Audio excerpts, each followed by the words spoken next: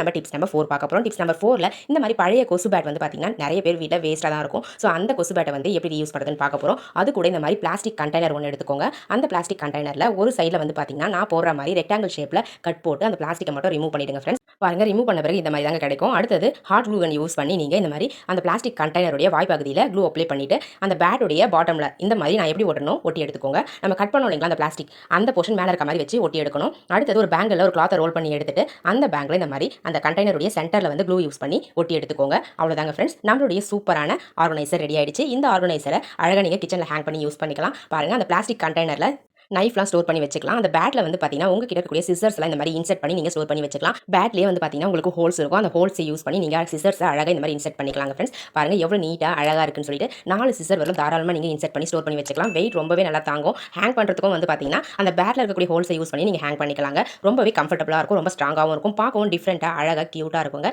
இந்த kitchen organiser உங்களுக்கு பிடிச்சிருந்தது அப்படின்னா, மறக்காம இந்த வீடியோக்கு ஒரு லைக் தட்டி விட்டுருங்க. வீடியோஸை உங்க ஃப்ரெண்ட்ஸ் அண்ட் ரிலேட்டிவ்ஸ் கூட ஷேர் பண்ணிக்கோங்க. மறக்காம நம்மளுடைய சேனலை சப்ஸ்கிரைப் பண்ணாம பார்க்கறீங்கன்னா, சப்ஸ்கிரைப் பண்ணி சப்போர்ட் பண்ணுங்க.